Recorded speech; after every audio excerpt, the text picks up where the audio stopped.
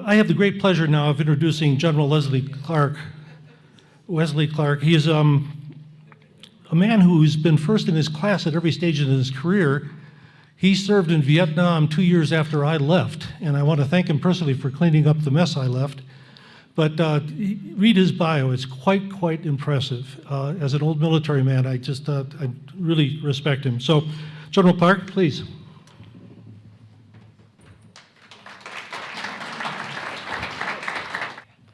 So Sally asked me to talk about security and global security and sustainability. So we've been talking this morning about the politics of change and the politics of climate concerns. So let me step back for just a couple of minutes and go back to a previous era, the dawn of the nuclear age, 1945. People realized something was different. The United States actually had a plan to give its nuclear capacity to the United Nations called the Baruch Plan. But as we tried to do that, we realized that events were deteriorating in Europe and that the Soviet Union wasn't going to be an ally, it was necessary. And the Baruch Plan died a natural death. And we moved into the Cold War. And we had disarmed and we'd let our armed forces go back to civilian life with the GI Bill and VA home loans, and the economy was doing well. The Secretary of State drew a defense perimeter about what the United States was interested in, and he excluded South Korea. And Kim Jong-un's grandfather went to Stalin and then Mao Zedong and said, this is a time for me to take over all of Korea. And so they underwrote the war, and that was the start of the Korean War. Eisenhower became president. The Soviets had a nuclear weapon by 1949 thanks to espionage. And Winston Churchill called it the balance of terror, because for the first time, mankind had the potential to destroy itself. Now, we made it through the Cold War period. We never engaged in a nuclear conflict again. We never used nuclear weapons. There's a whole school of thought and trillions of words written on this. People made their lifetimes and their life work on promoting deterrence. But what's important to us is that President Eisenhower created a national strategy that the American people understood to deal with the threat of the end of civilization through nuclear warfare. And the strategy was this. He said, Democrats and Republicans differ on many things, but we have to work together to deal with the overarching threat of Marxist Leninism, Soviet communism. And every succeeding president used that formulation. Democrats and Republicans did differ. Republicans always liked bigger guns, and Democrats always liked better communication. But together, we had a national strategy that we had to contain the expansion of communism. And everybody generally agreed with it, and everybody understood it. And it wasn't very complicated. It was pretty simple. It was based on fear. Not imminent fear, although those of us my age did duck and cover drills under the desks. The young people don't know this. But the way the Soviets worked it was they built up their ICBM force. And the way it would have unfolded, if it had ever happened, is they would have gone after our major population centers. Chicago was targeted by about 15 nuclear weapons. And after the nuclear weapons were fired, it was then targeted by another 15 ICBMs loaded with poison gas. And after that was done, it was then going to be targeted with smallpox and botulism and other biologic weapons. It was horrible. It never happened. We prevented it. There was an element of fear that made it work. Now, we have something to really be worried about today, too, to prepare and to protect civilization. It's not quite like nuclear annihilation. I think we've got that one mastered. I don't see a big war. But there are 5 big threats out there. 5 threats: terrorism, cybersecurity, financial system stability, managing the ascension of China, and dealing with climate change. These 5 threats together constitute just as urgent a problem as the problem that Eisenhower and his generation faced in the early 1950s. They're more difficult, but all these 5 problems are similar. They all involve some problem that can't be solved within a single nation. They have to be worked internationally. They all involve problems that can't be solved by relying on the private sector alone. But neither can government alone fix the problem. They're problems that can't be done solved with a single technology. There's no magic bullet. There's no Manhattan Project that's going to produce a solution like this to any of these problems. And they're problems that can't be dealt with without real international leadership.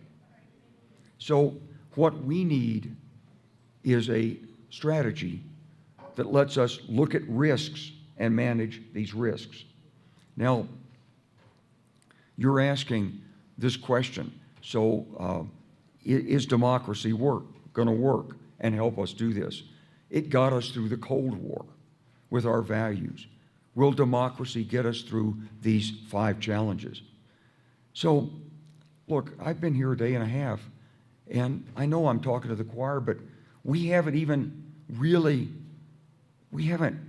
hit middle C yet for the energy choir. So I guess I play with this chart here. We all realize temperature is going up, right?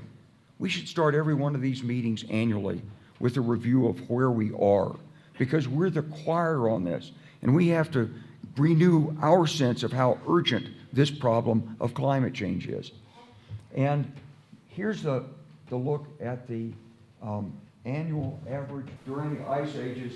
This is atmospheric CO2. And if you look right out here on the right, you can see there's never been anything quite like it. And when there's been 400 parts per million, we've never had a Greenland ice cap. So we have a real problem. And these are the increases in CO2. These are the increases in CO2 annually. And we're up over 3.5 parts per million per year. And these are our greenhouse gas emissions. We're still emitting a lot. Hasn't gone up that much. But this is everybody else. And look at China and how it's accelerated. And this is why it's there, because of coal, oil, gas, others. And it's not the sun. And this is the energy that we consume. But when we're going forward, we're going to need more energy. And where is it going to come from? So I want to stop here with going through these charts. You've seen all the data and the dangers and all that stuff. But the bottom line is we're facing unprecedented rates of change with a potentially catastrophic impact. And this is a huge problem. It's brought on by global economic development. So some people think, well, there's no growth. Just stop it right here. Number one, it won't solve it. Number two, you can't do it. Got competing interests. Look, the most powerful forces in the world are the forces of the oil industry. They control governments. They make war and peace, inertia and distraction. I'd just like to ask, how many of you saw the picture of the woman of the python that ate the woman who was checking on her garden? If you saw this, okay. If you saw or heard about the woman who was eaten by the crocodile while she was walking her dog in Florida, see, this is distraction, but it's also fear. And those came out on Fox News. Fox News trumpeted that. But we also have problems with technologies. We don't have the technologies we need. Here's the scale problem. You can't go to electric vehicles by 2030. China can't, we can't. You can't get rid of 1 billion cars in the world that fast and replace them with something. It's nice to talk about it, but mostly the future is going to look in 15 years exactly like it looks today, unless we take dramatic action. This is how much money is being spent on lobbying. That's against us.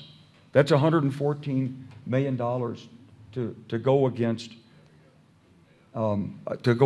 us on an annual basis. This was $1 billion spent on lobbying, most of it against us, on trying to work with carbon trading, distractions, and the technologies. Batteries too expensive, solar's still too expensive. I heard 2 cents, but it's still too expensive because it's not base load. We don't really know how to use CO2. We have to have transmission lines. We can't broadcast power. We don't really know how to go carbon negative. So we have to have a price on carbon. We have to have large-scale investment funds. We have to mobilize internationally, and we have to have leadership.